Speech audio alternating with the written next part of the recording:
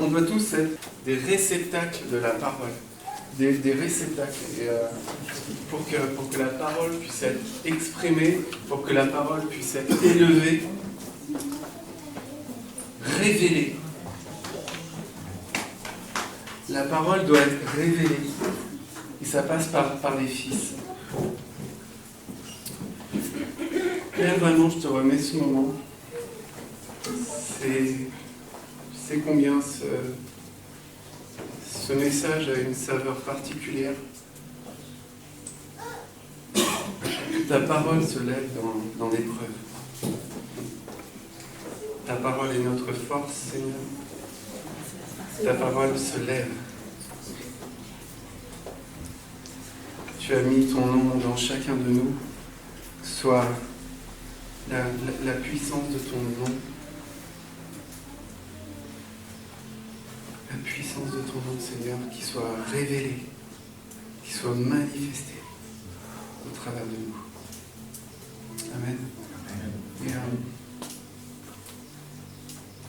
je vous fais juste un petit rappel de la dernière fois, comme j'aime bien le faire. Moi, les rappels, ça me permet déjà, parce que des fois, je travaille sur les messages, mais si on me demande qu'est-ce que tu as dit il y a 15 jours, je ne m'en rappelle même plus. Non. Donc, c'est voilà.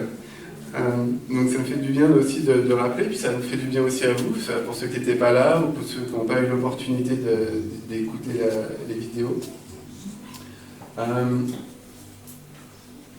Et puis c'est vrai que quand on fait des rappels, le Seigneur nous demande de nous rappeler de sa parole.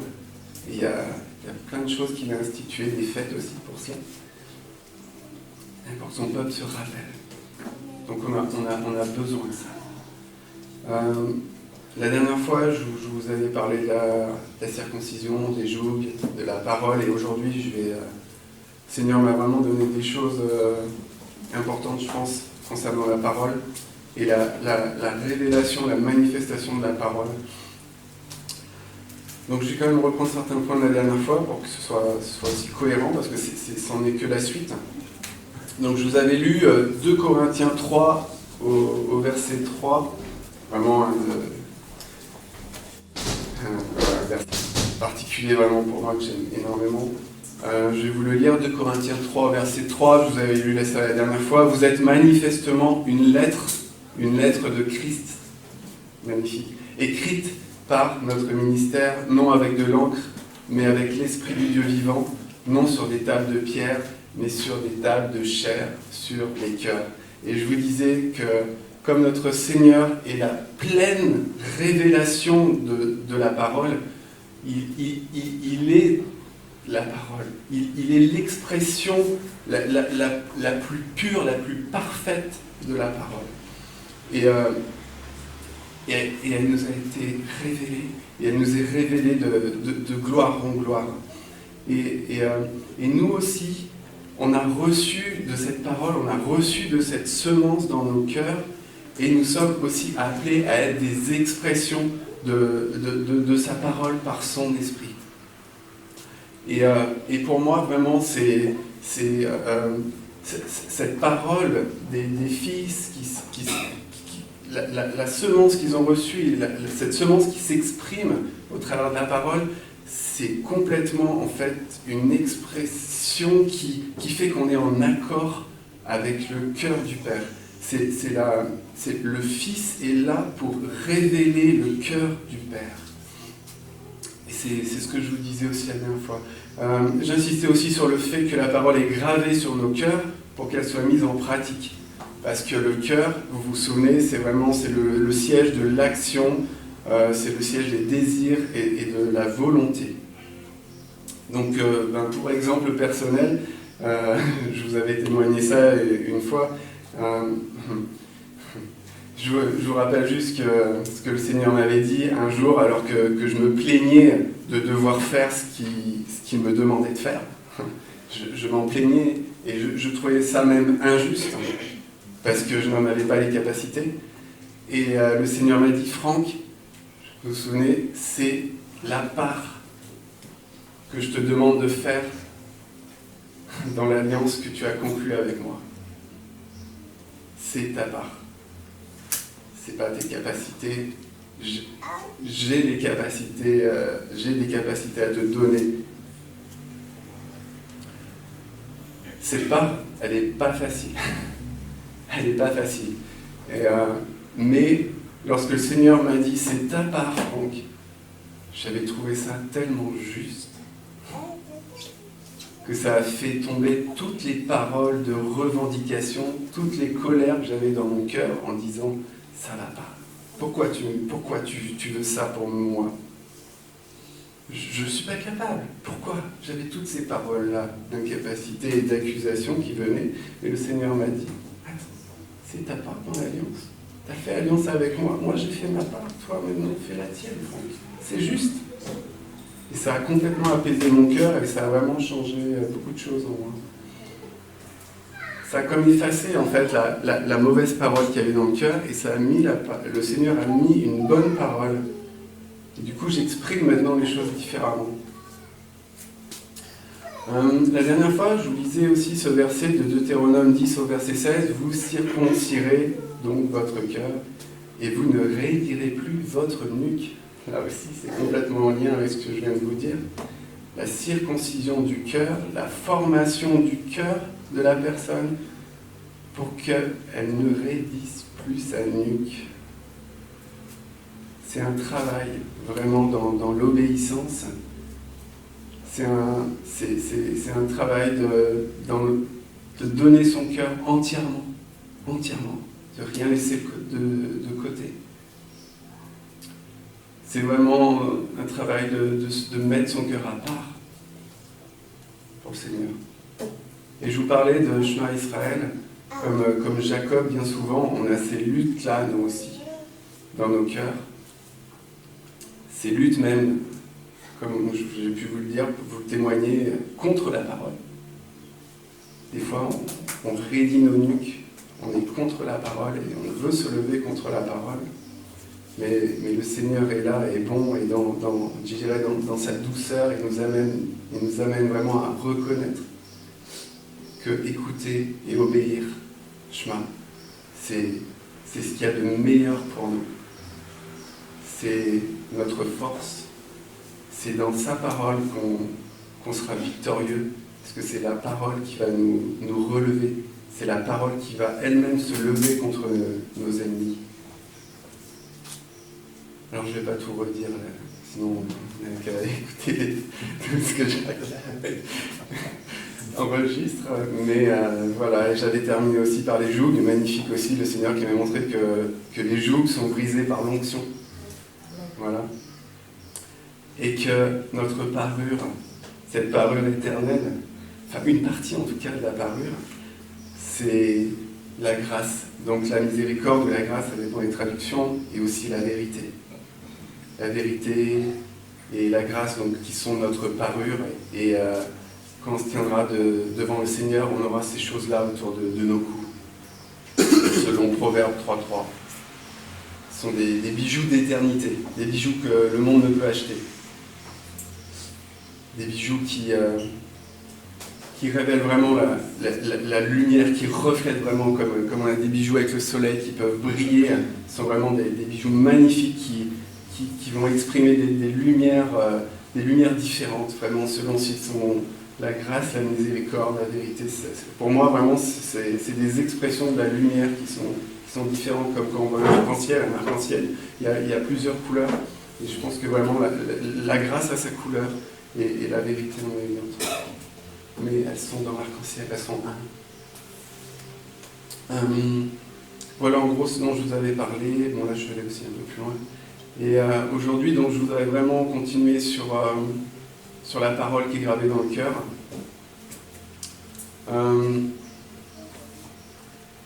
La première chose que j'ai à vous dire,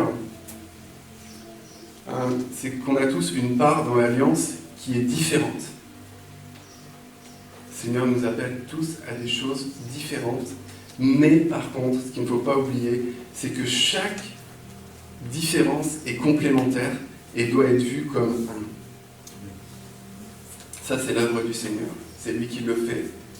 C'est par son esprit qu'il fait ces choses-là. Nous, des fois, on ne comprend pas, mais on voit que les différences.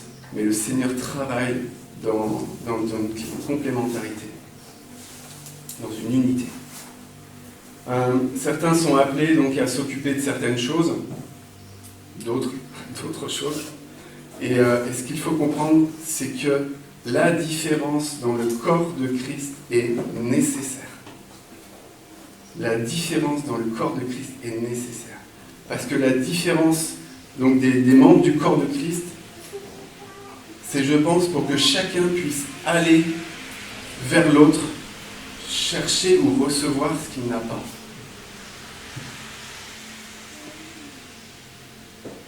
Ça, c'est très important. C'est recevoir quelque chose de différent, oui, de l'autre, mais par contre, c'est complémentaire pour la formation et l'expression du corps de Christ. C'est la manifestation, en fait, je me suis levé avec ça vendredi matin, très fort, j'ai tout de suite pris mon téléphone, j'ai écrit. En fait, cette manifestation-là, c'est la manifestation du jour 1. Je ne sais pas si vous savez, le jour 1, en fait, c'est le jour Érad, en hébreu. Et Érad, c'est en fait, c'est l'union de plusieurs qui forment un. Et c'est ça, en fait. C'est la dynamique du corps de plusieurs qui manifestent des choses différentes, mais qui se retrouvent dans un même esprit, comme dans une même lumière pour former le un. Et ça, c'est très important de voir qu'après le jour 1, il y a eu toute la suite, toute la création. Il y a comme la vie qui a jailli de ça, de cette érade. Et en fait, c'est comme je me disais, c'est un homme, il est différent d'une femme, mais les deux ont besoin l'un de l'autre pour enfanter une nouvelle création. Vous voyez ?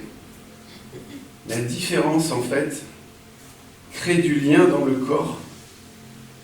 La différence va faire qu'on va aller vers l'autre. La différence va faire qu'on va recevoir de l'autre, qu'on va dire merci, qu'il va y avoir de la fraternité, qu'il va y avoir des liens d'amour qui vont être renforcés dans le corps. Il va y avoir une communion, le 1, qui va être manifesté dans la communion. Et donc, de cette communion-là va jaillir comme une nouvelle création.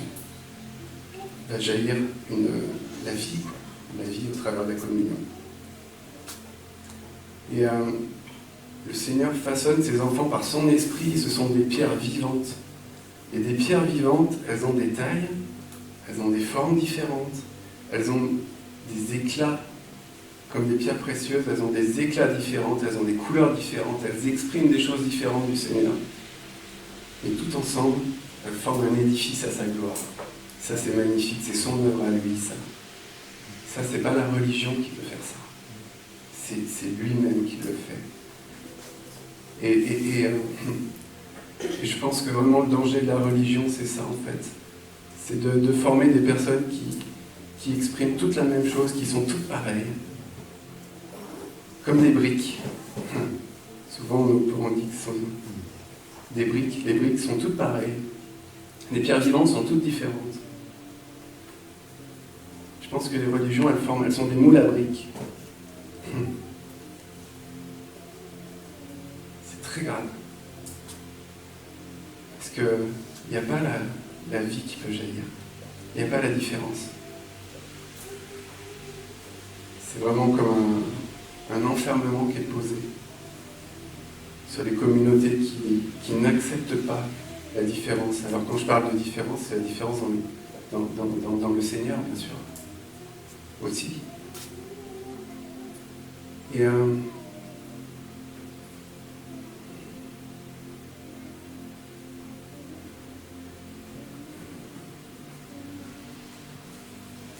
les assemblées, si quelqu'un est différent, alors on peut lui demander peut-être poliment, écoute, va voir ailleurs. Il va y avoir des gens qui pensent comme toi, il va y avoir des gens des communautés qui te ressemblent. des gens qui sont identiques à toi. Et le problème, c'est que peut-être que le Seigneur avait justement envoyé cette personne-là dans cette communauté qui ne veut pas bouger, dans cette communauté qui ne veut pas avancer avec le vent de l'esprit. Et il avait envoyé cette personne-là pour leur apporter comme une nouvelle révélation de lui. Et le danger, c'est de rester figé. On doit suivre le Saint-Esprit. Et des fois, ça peut vraiment nous perturber, nous amener à des choses nouvelles, à autre chose. Il ne faut pas qu'on reste dans le confort de ce qu'on connaît. Parce que le Seigneur se révèle petit à petit. Donc peut-être qu'un jour, on verra certaines personnes qui rentreront et qui nous diront « Mais moi, je vis ces choses-là dans le Seigneur. » Je pense qu'il faut vraiment qu'on soit à l'écoute de ça et qu'on ne reste pas sur des positions voilà, trop figées, qu'on mette vraiment ça dans la prière et qu'on comprenne que c'est peut-être une main tendue par le Seigneur pour nous faire aller plus loin.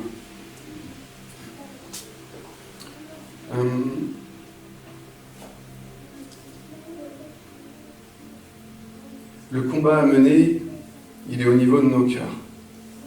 Car c'est ici qu'est gravée la parole. Alors la parole, elle va être gravée bonne ou mauvaise. Et ça va après faire des expressions différentes. Des lumières différentes. Parce que la parole est lumière. C'est vrai que nous, on ne le voit pas, mais quand on peut parler en bénissant notre prochain, en priant pour lui, il y a une lumière. Parce que la parole est lumière. Donc il y a une lumière qui sort. Il y a une lumière qui va avoir un impact. Inversement, si on murmure sur des personnes par derrière, ou voilà, ou qu'on maudit, ça va produire quelque chose aussi. Ça va produire une lumière beaucoup plus ténébreuse qui aura elle aussi un impact. Ça, on ne voit pas ces choses-là avec nos corps, mais je pense vraiment que c'est ce qui se passe dans l'esprit. J'ai été surpris d'une chose, d'ailleurs dans la traduction de David Stern, dans 2 Thessaloniciens 2 au verset 3, où il nous est dit que, donc s'il y en a qui veulent prendre, 2 Thessaloniciens 2 au verset 3, que personne ne vous séduise d'aucune manière, car il faut que l'apostasie soit arrivée auparavant et qu'on ait vu paraître l'homme du péché, le fils de la perdition. Et lui, il traduit donc ce fils de la perdition par l'homme qui s'est lui-même séparé de la Torah. Magnifique. L'homme qui s'est lui-même séparé de la Torah, donc de l'enseignement du Seigneur, de sa parole. Je continue au verset 4. L'adversaire qui s'élève au-dessus de tout ce qu'on appelle Dieu, donc qui s'élève au-dessus de tout ce qu'on appelle Dieu, ou de ce qu'on adore, jusqu'à s'asseoir dans le temple de Dieu, se proclamant lui-même Dieu. Donc il se dit être une parole arrogante, bien sûr, mais une parole supérieure à celui qui est la parole. C'est en cela aussi qu'il se sépare. Verset 5, ne vous souvenez-vous pas que je vous disais ces choses lorsque j'étais encore avec vous, et maintenant vous savez ce qui le retient, afin qu'il ne paraisse qu'en son temps. Car le mystère de l'iniquité, lui, Stern, il le traduit, le mystère de l'iniquité par « car cette séparation de la parole ». Encore une fois, l'iniquité, c'est la séparation de la parole. Agit déjà. Il faut seulement que celui qui le retienne encore ait disparu. Et alors paraîtra l'impie. Là, il le traduit par « alors celui qui incarne la séparation de la parole ». Voyez, celui qui incarne la séparation de la parole, que le Seigneur Jésus détruira par le souffle de sa bouche, donc la véritable parole paraîtra, s'élèvera elle aussi, et il sera anéanti. Et d'ailleurs, il est dit, anéanti par l'éclat de son avènement. Donc, il est aussi question de lumière. Donc voilà juste pour vous dire que notre Seigneur est venu incarnant pleinement la parole. Je dirais, c'est dur à dire, l'intention, ce qu'il y a dans le cœur du Père, en fait. Ce qu'il y a dans nos cœurs, à un moment, va sortir, doit être révélé. Et comment ça sort? Ça sort par nos bouches, par la parole. Sinon, on ne peut pas voir ce qu'il y a dans le cœur de la personne. Si la personne se tait, on ne peut pas voir ce qu'il y a dans son cœur. Par contre, la personne qui est vraie, vraiment, qui dit des choses selon son cœur, elle exprime pleinement ce qu'il y a dedans. Et Christ est venu, justement, je pense vraiment aussi pour ça. Pour exprimer le débordement du cœur du Père. Le débordement du cœur du Père s'est exprimé par la parole qui est Christ. Ça, c'est vraiment quelque chose que le Seigneur m'a mis à cœur hier soir. Je trouve ça vraiment magnifique.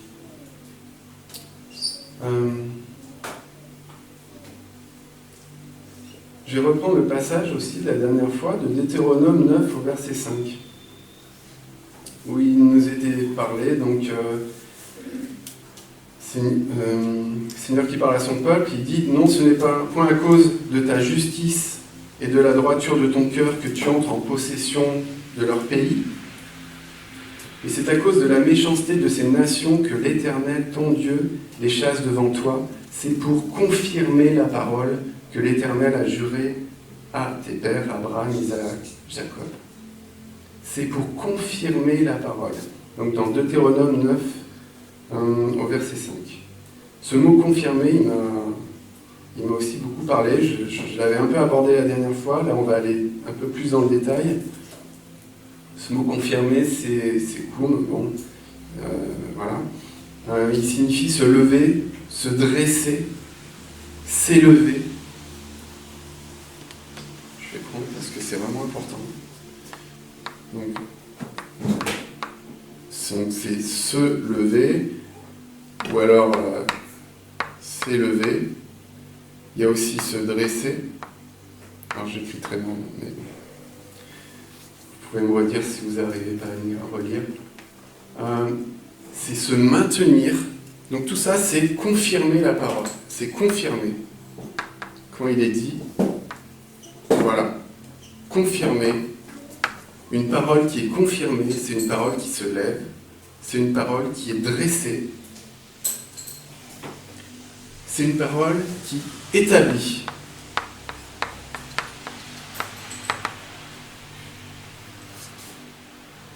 Qui est confirmée. Très important. Confirmée aussi.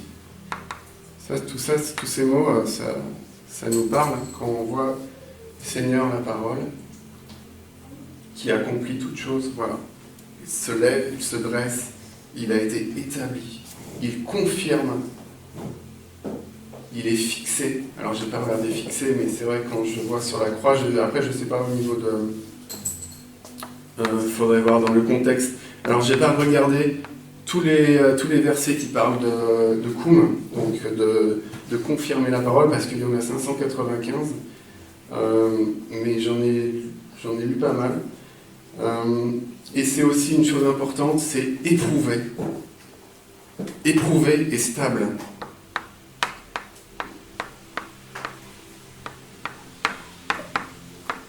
Voilà, une parole éprouvée. Une parole éprouvée et stable.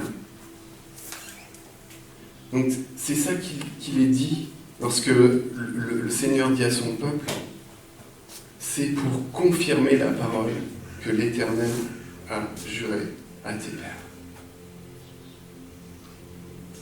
Et je pense que si la parole, elle est dans nos cœurs, c'est pour que se manifestent toutes ces choses-là au travers de nous.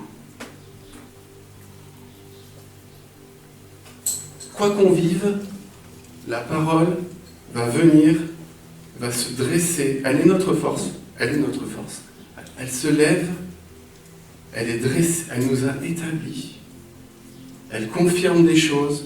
Elle est vraiment, elle nous rend elle nous fait garder dans la stabilité. C'est une parole qui est éprouvée aussi, mais qui est toujours vainqueur.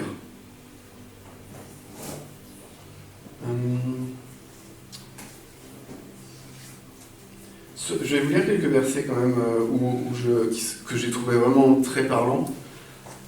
Dans Genèse 9, au verset 8, Dieu parla encore à Noé et à ses fils avec lui en disant « Voici, j'établis mon alliance ». Eh bien, établi, c'est le même mot que confirmer, que la parole qui est confirmée en fait. J'établis mon alliance avec vous et avec votre postérité avec vous. Donc là, il y a déjà la parole qui pose un fondement. Donc puis l'Éternel dit à Abraham, après que Lot se fut séparé de lui, donc ça c'est dans Genèse 13 au verset 17, lève-toi, parcours le pays dans sa longueur et sa largeur, car je te le donnerai. Donc lève-toi, c'est pareil que confirmer la parole. Quand on se lève pour le Seigneur, quand on est animé par l'Esprit et qu'on se lève pour le Seigneur, c'est la parole qui se confirme, qui se manifeste, c'est la parole qui est révélée aux yeux des hommes. Ensuite, c'est vrai que oui, il y a un prix à payer parce que quand la parole se lève, elle est éprouvée. La parole elle est éprouvée, pourquoi ? Parce qu'elle doit manifester sa gloire. Elle doit manifester la victoire. Comment peut-elle manifester la victoire s'il n'y a pas d'épreuve ?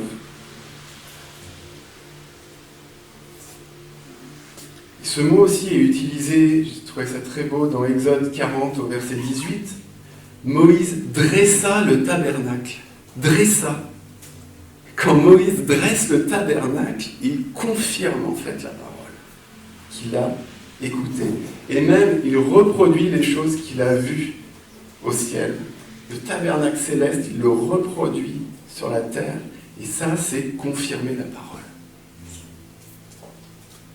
Il en posa donc les bases. La suite, plaça les planches et les barres et éleva les colonnes. Élever des colonnes, c'est aussi confirmer la parole. Pour confirmer sa parole, le Seigneur, il établit des hommes dans son alliance. Puis la personne doit se lever pour obéir. Ça, c'est le chemin. Écoute et obéis. La personne doit marcher comme Abraham par la foi.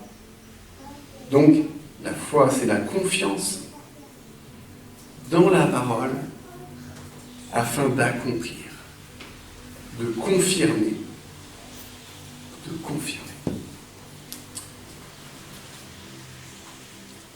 Moïse dressa le tabernacle avec l'arche de l'alliance pour l'Éternel, qui demeure au milieu de son peuple, pour que tout le peuple se rassemble en ce lieu. Donc en fait, il manifeste le Hérad, là aussi. Le peuple se rassemble en un lieu, manifeste plusieurs, différents, sont là, se rassemblent pour manifester l'unité, pour manifester la lumière du jour 1. Je pense vraiment que c'est ça. Et Christ, la parole, s'est levé pour que par l'alliance avec lui, par son esprit, tous nous soyons unis, rassemblés en un seul corps, pour que nous aussi nous formions comme un tabernacle vivant, j'ai envie de dire, qui exprime la lumière du Hérad. Donc Moïse dressa le tabernacle et les colonnes. Et je regardais la signification du mot colonne, tout ce qu'il peut exprimer. Et quelque chose de très beau, c'est que la colonne, elle est élevée et semblable à une personne qui est ordonnée, établie. Ça, c'est la colonne. Et qui se présente patiemment pour moi, c'est la stabilité aussi qui est exprimée. Elle est stable afin de devenir serviteur. Donc pour confirmer aussi. La colonne est élevée, elle est semblable, elle est établie et elle est semblable à une personne qui se présente d'une façon stable pour devenir serviteur du Seigneur. Ça, c'est la colonne. Je remercie le Seigneur parce que j'ai vraiment senti qu'il fallait que je cherche aussi le lien au niveau des colonnes. Et tout de suite, j'ai eu à cœur d'aller dans l'Apocalypse. Et là, en effet, Apocalypse 3 au verset 12, « Celui qui vaincra, je ferai de lui une colonne dans le temple de mon Dieu, et il n'en sortira plus. Celui qui vaincra, je ferai de lui une colonne. » Donc on est appelé à être des colonnes. Et voici les serviteurs colonnes, j'ai envie de dire. Voici les serviteurs qui ont été établis pour confirmer la parole et qui doivent être stables, mettant la foi vraiment dans la parole. C'est là leur force de stabilité. Ce verset, il est prononcé par l'église de Philadelphie, qui est une église qui a une particularité parce qu'elle a peu de puissance, mais dont les qualités sont d'avoir gardé la parole. Vous voyez le lien entre la parole, encore une fois, et la colonne? L'église de Philadelphie a gardé la parole, de la persévérance, et n'a point renié le nom du Seigneur. Dans l'Écriture, l'Éternel guide son peuple aussi dans sa traversée du désert, se manifestant au travers de la colonne de nuée, de la colonne de feu, selon le jour ou la nuit. Et on trouve plusieurs fois dans l'Écriture que le Seigneur parle à son peuple dans la colonne. Donc je pense vraiment que la colonne est complètement en lien avec la parole. Elle confirme la parole. Aussi bien elle peut confirmer la parole, j'ai envie de dire, chacun de nous doit confirmer la parole, doit être une colonne vivante,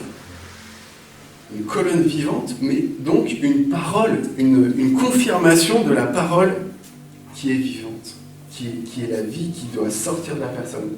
Je ne sais pas si vous sentez le truc.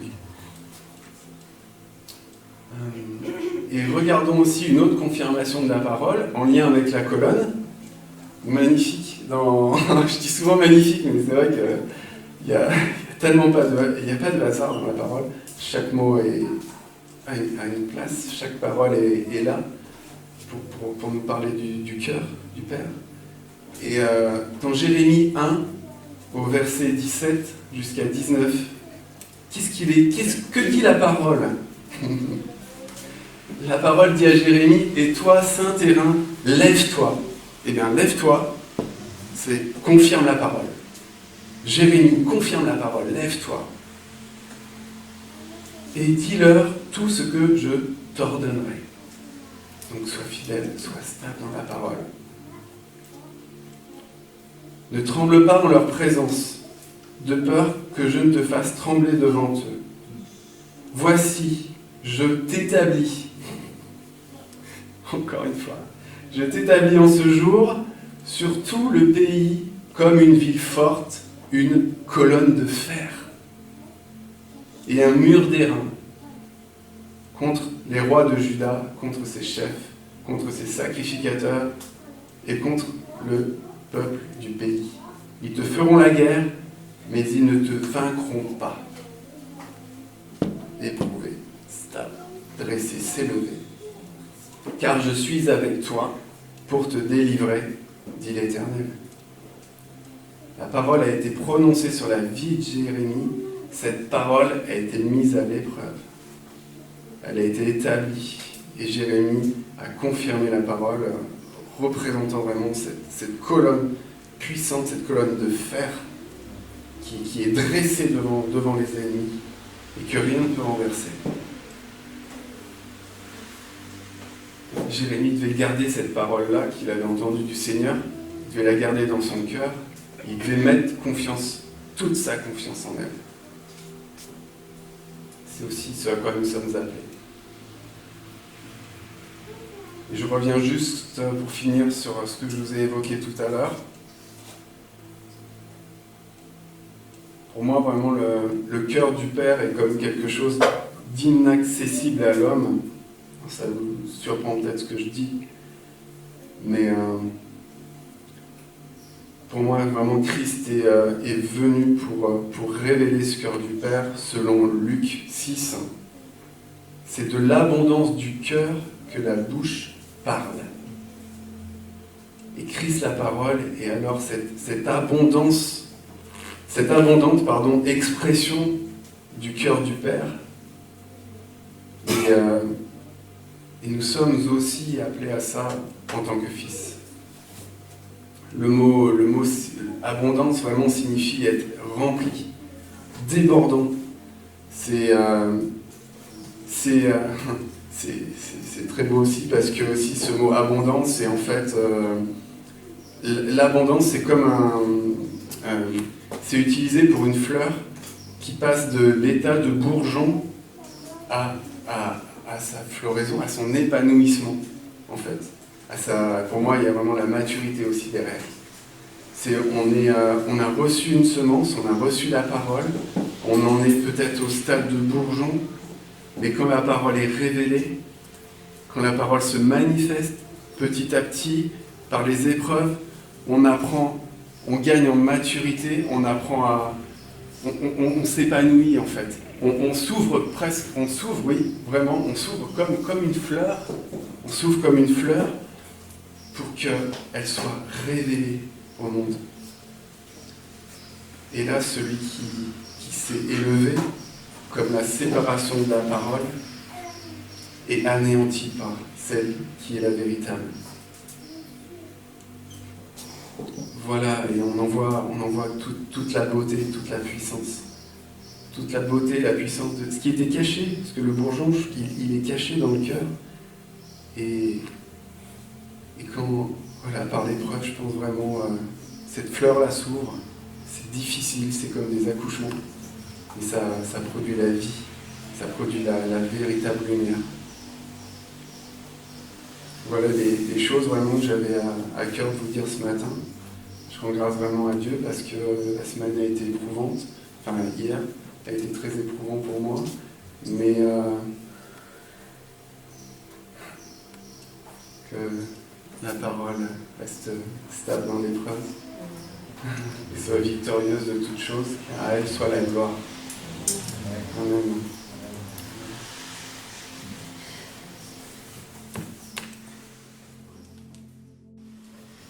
Seigneur, merci Seigneur pour ta parole, Seigneur, qui nous révèle toujours les choses de nouvelles, Seigneur, que ta parole est tellement riche, Seigneur, qu'on pourrait relire le même verset plusieurs fois et en retirer plusieurs choses, Seigneur. Merci Seigneur. Merci Seigneur, tu es si merveilleux, Seigneur. Vraiment rester dans ta parole, Seigneur, encore cette semaine.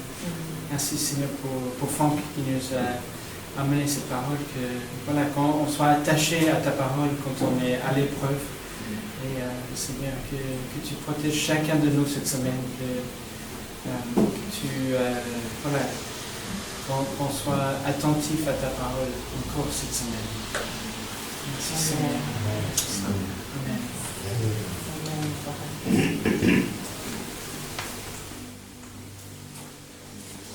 Merci, notre première partie du culte est terminée. Merci Seigneur pour ce matin. Je pense que chacun de nous peut partir avec un de ces mots-là, si on ne peut pas tout prendre, mais il y a certainement des mots qui parlent à chacun de nous. Se lever, peut-être quand on est couché, en ce moment, spirituellement.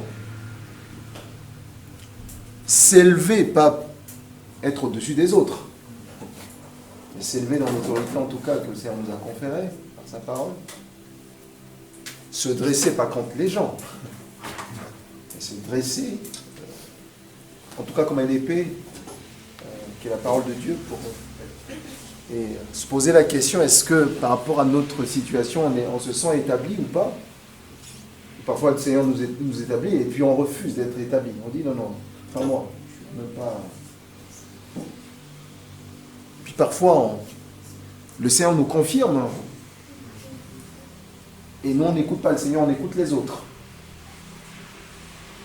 Le Seigneur nous confirme et les autres nous infirment, en gros. Parfois on est tenté d'écouter ce que les autres nous disent, le monde autour de nous, alors que le Seigneur dit non, tiens, je t'ai établi, je t'ai confirmé. Et puis la question de la stabilité. Est-ce qu'on est toujours stable dans sa parole? Combien même le vent souffle, est-ce que on reste stoïque sur Christ, qui est le rocher? Ou bien, quand le vent souffle, ça nous amène là où ça va nous amener, dans nos sentiments, dans nos pensées, dans nos réactions. Et lorsqu'on est éprouvé, comme de l'or, dit la parole de Dieu, que pour connaître la beauté de l'or, l'or doit être éprouvé. Et comment on conçoit l'épreuve à chaque fois quand on a l'épreuve dans notre vie? Est-ce que l'épreuve nous éloigne complètement de Dieu, ou l'épreuve finalement vient nous établir sur Christ? C'est vraiment des questions, des réflexions que chacun de nous doit se poser au quotidien. En tout cas, que le Seigneur te bénisse, Franck, et merci pour cette parole. Et que cette semaine soit vraiment une semaine aussi de réflexion pour chacun de nous. Amen. Amen.